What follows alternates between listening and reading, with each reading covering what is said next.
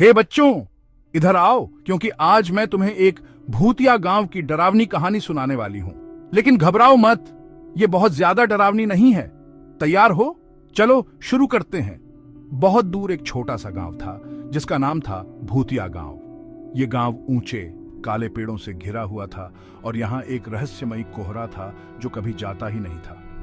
गांव वाले हमेशा गांव के आखिर में उस पुराने खाली घर के बारे में फुसफुसाते थे। वो कहते थे कि वहां भूत रहते हैं। एक रात रोहन नाम का एक बहादुर लड़का यह पता लगाने निकला कि क्या ये कहानियां सच हैं।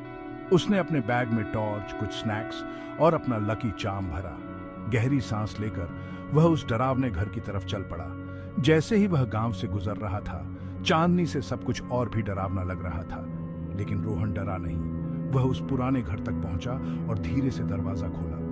दरवाजे से एक तेज अजीब सी आवाज आई जो पूरी रात में गूंज गई। अंदर सब कुछ धूल और मकड़ी के जालों से भरा हुआ था। रोहन ने अपनी टॉर्च जलाई और दीवारों पर नाचती हुई परछाइयां देखी।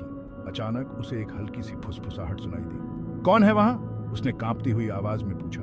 उसे हैरानी हुई जब एक छोटा सा दोस्ताना भूत जिसका नाम भूटू था उसके सामने आया। भूटू ने समझाया कि वह बिल्कुल भी डरावना भूत नहीं है।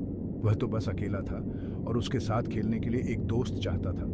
रोहन को राहत मिली और वह एक नया दोस्त बनाने के लिए बहुत खुश हुआ। उन्होंने गेम्स खेले, कहानियां सुनाई और वहीं उस पुराने घर में एक छोटा सा पिकनिक भी किया। रोहन को समझ आया कि भूतिया गांव उतना डरावना नहीं था जितना सब सोचते थे। यह तो जादू और मस्ती से भरा हुआ था।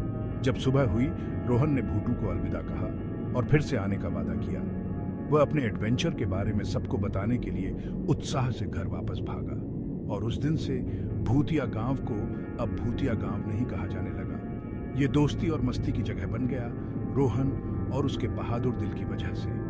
तो बच्चों, याद रखना, कभी कभी चीजें उतनी डरावनी नहीं होती जितनी वो लगती हैं। बस थोड़ी सी हिम्मत और एक दोस्ताना मुस्कान चाहिए होती है एक डरावनी कहानी को खुशनुमा कहानी में बदलने के लिए। सुनने के लिए शुक्रिया और मजेदार कहानियों के लिए लाइक और सब्सक्राइब करना मत भूलना। बाय।